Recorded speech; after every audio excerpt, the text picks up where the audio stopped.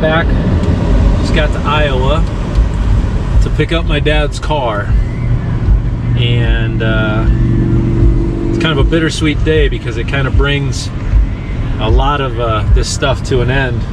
A couple weeks ago his house closed, and now we're bringing home his car back to Ohio. This is my dad's, this is his baby. He really enjoyed Corvettes, and if you watch the video you'll notice one of the last things we did together when he was just diagnosed about 3 years ago, we took a road trip, and we took a trip down to the Tail of the Dragon, and you'll see the video where we're driving, he's sitting over here and I'm sitting over here, and we're just hanging out, just enjoying it.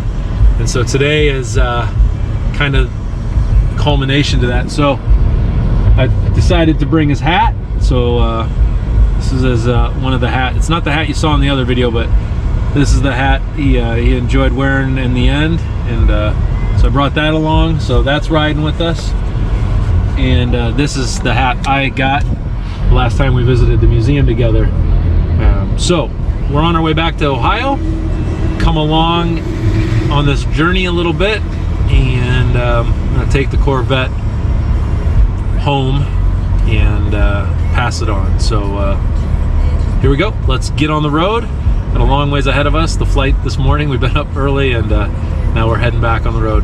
Kind of weird. You come 600 miles one way and go back 600 the other way, all within a day. So here we go. Let's put the pedal down and start heading towards Ohio. Catch up in a little bit. Bye.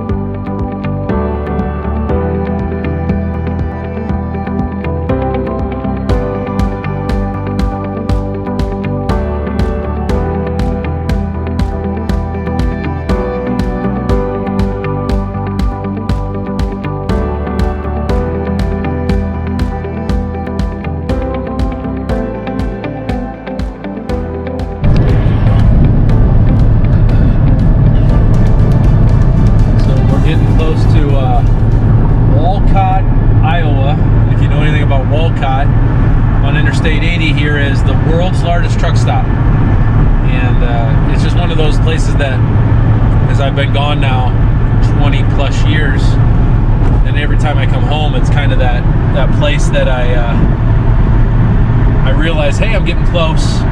It's kind of a milestone or a landmark that kind of tells me how far I've got to go.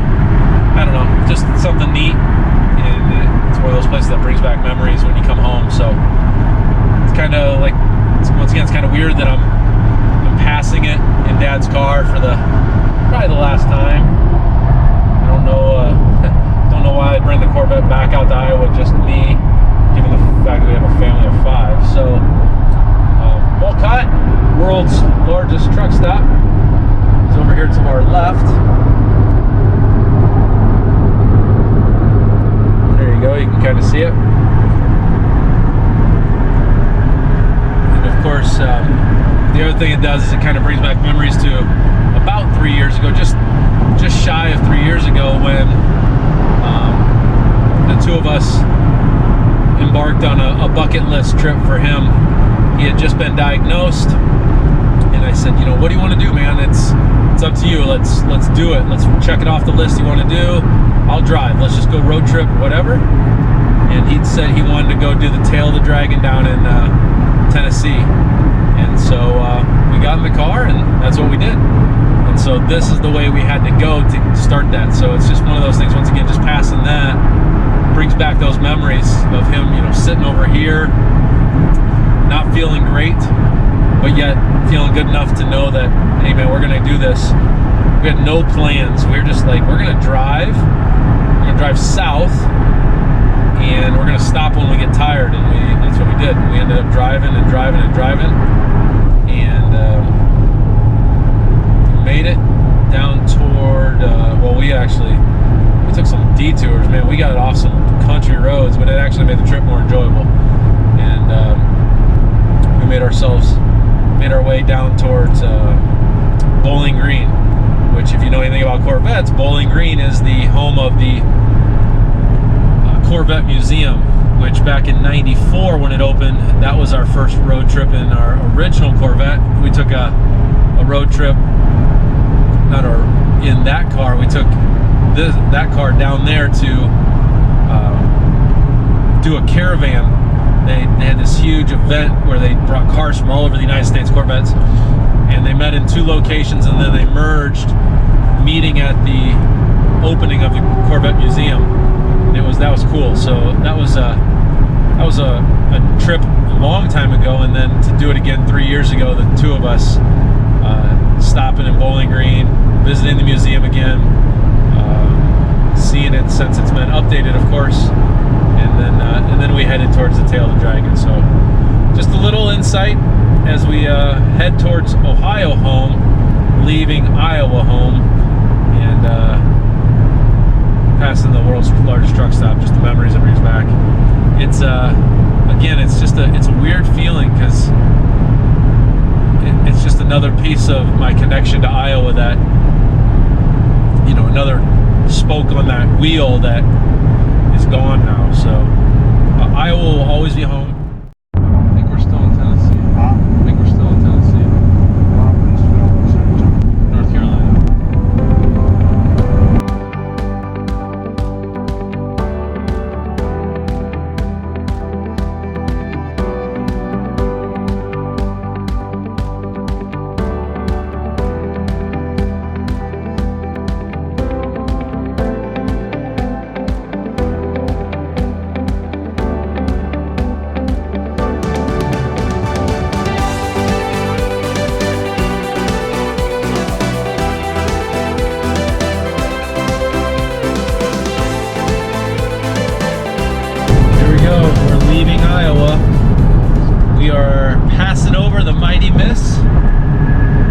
Unfortunately, you can't really see it. I mean, well, a little bit. You see it? And yes, it is swollen.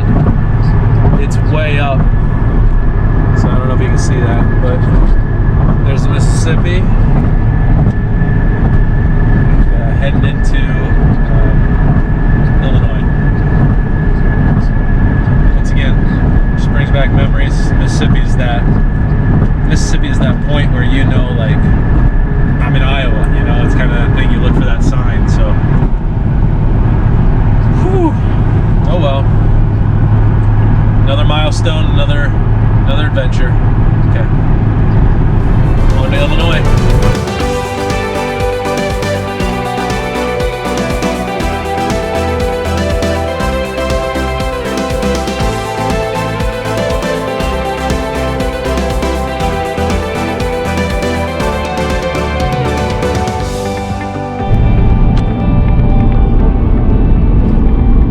Things you learn when you make this trip a lot, like I have over the last 20 years, is you never want to hit the Joliet, Illinois, Gary, Illinois, Indiana area at rush hour, which for the most part honestly means any time between 8 a.m. and midnight.